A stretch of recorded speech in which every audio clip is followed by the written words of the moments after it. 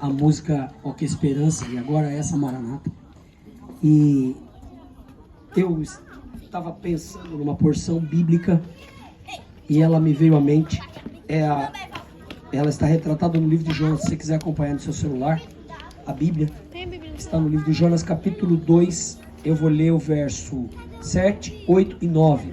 Olha que interessante.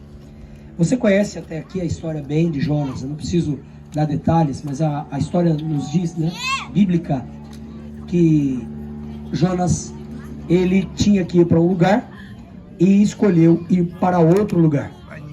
Interessante que quando ele chegou lá na bilheteria de barcos para comprar a sua passagem, o valor que ele tinha em mãos, a Bíblia descreve que era o mesmo valor que pagaria a sua passagem até onde ele deveria ir. Interessante, aqui a gente tem um aprendizado já, né?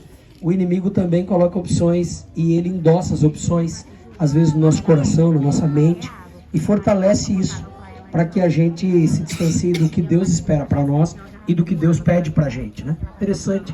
E Jonas, ele vai, ele erra, é jogado no mar, é um indivíduo consciente da sua situação, ele pede para que joguem ele no mar, para que se acalme a tempestade.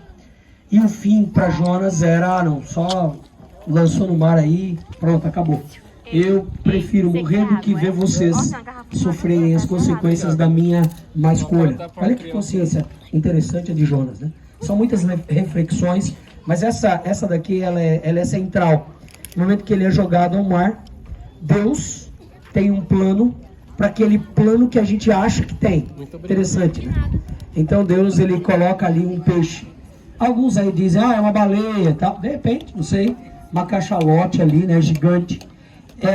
Esse peixe engole Jonas. É isso que a Bíblia diz.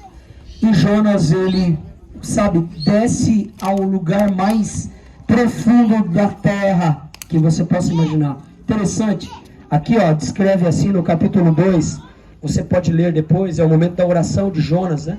Mas do verso 1 em diante, ele começa a dizer, na minha angústia clamei ao Senhor, e ele me respondeu. E do ventre do abismo, olha a expressão que ele usa aqui no verso 2, do ventre do abismo eu gritei. Aqui você tem a dimensão do tamanho do peixe, não era pequeno, né? Para você ter espaço para gritar, para haver eco, ali era o fundo do mundo, e ele estava no fundo da barriga de um peixe que chega lá nesse lugar distante, né? Interessante que ali ele lança diante de Deus a sua maior necessidade. Ele diz, Senhor, eu preciso acertar o meu coração com o Senhor. A despeito de estar no ventre desse peixe, é óbvio que Jonas conhecia bem e sabia que o peixe, no momento ou outro, teria digestão e o suco gástrico do peixe ia consumi-lo, ou era só uma questão de tempo. Mas a história nos diz, irmãos queridos, que aquele grande peixe, ele fez uma viagem com Jonas. E eu gosto de intitular, sempre quando prego essa mensagem, que foi uma viagem de reflexão.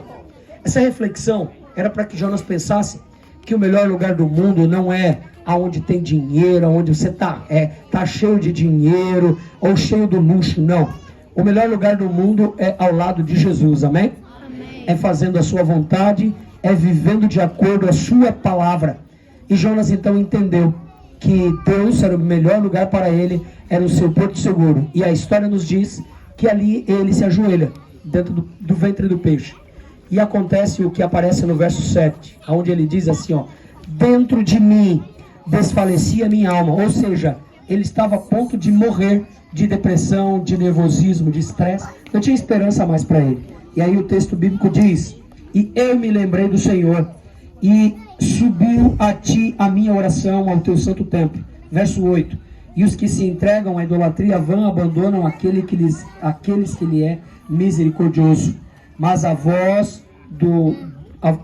com voz de agradecimento eu te oferecerei sacrifício e votei e te pagarei.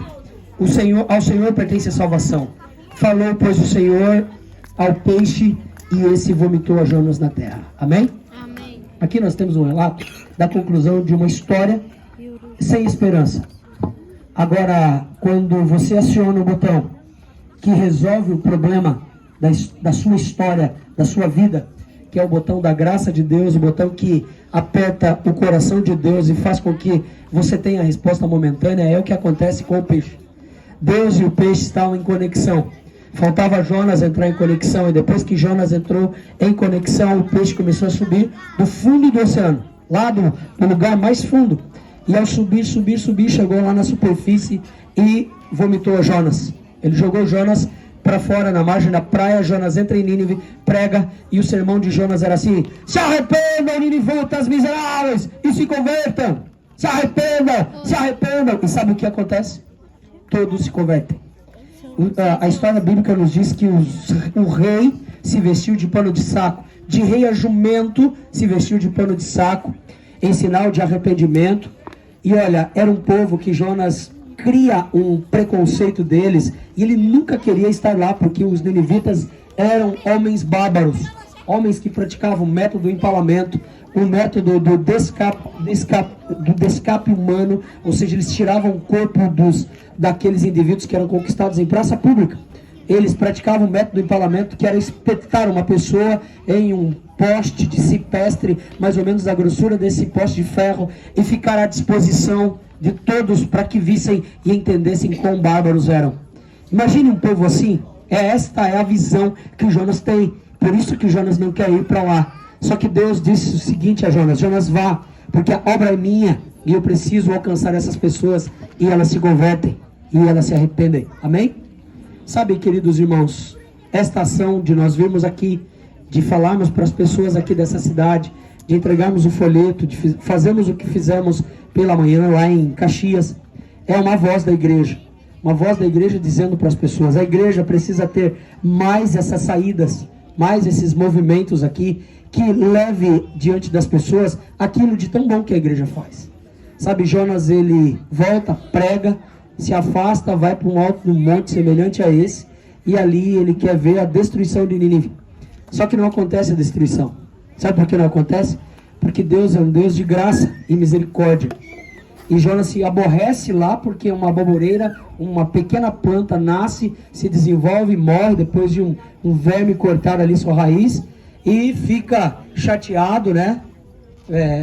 Porque os ninivitas se converteram. Os ninivitas eram pessoas, e pessoas Deus tem prioridade. E Deus sempre vai usar a sua igreja como uma voz para chamar pessoas. Amém? Amém. Que Deus abençoe você, que Deus me abençoe, que Deus nos ajude a sempre fazermos a vontade de Deus e lembrar que não somos deste mundo. Amém? Estamos aqui só de passagem. Estamos indo para onde? Para o céu. Para onde? Céu. Para o céu. Para viver eternamente com Jesus. Amém? Só que para isso é necessário vivermos o que estamos vivendo aqui agora. E Deus espera que a igreja tenha dinamismo, tenha vontade, se coloque à disposição de uma comunidade que precisa ouvir a sua palavra. Eu ainda sonho em realizar aqui nessa cidade, ainda esse ano, espero conseguir fazê-lo, 3 noites, trazendo uma banda lá de Caxias, que eu conheço, que gosta de louvar a Deus, trazendo músicos das igrejas, e fazer 3 reuniões públicas aqui ainda nessa cidade, para chamar a atenção dessa cidade, para falar do amor de Deus nessa cidade. Nós temos uma igreja que já tem muitos anos aqui, e estamos no processo de plantio de uma nova igreja. E eu vou ser sincero, é uma luta aqui. O inimigo, ele é sujo. O inimigo, ele está trabalhando de maneira árdua para que minimizar aqui, quem sabe, o impacto do evangelho. Eu fico pensando quando eu estou voltando de Aldeias Altas. Deus tem um grande plano nessa cidade, amém? Deus tem muitas pessoas para alcançar aqui, e Deus vai alcançá-las em nome de Jesus. Se você olhar à sua direita, I have a dream. Eu tenho sonho com uma igreja aqui, ó, à direita.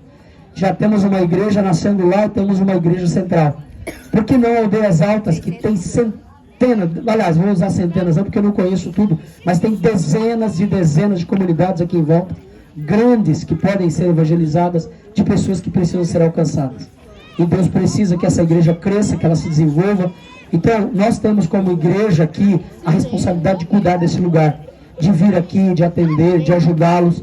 Ano que vem tem algumas, este ano tem iniciativas, e o ano que vem tem outras iniciativas pensando em Aldeias Altas. Que Deus nos abençoe, que Deus nos use. Precisamos pregar aqui em nome de Jesus. Amém? Nesse momento eu quero convidá-la a ficar em pé, por gentileza, para termos uma palavra de oração. Pode ser?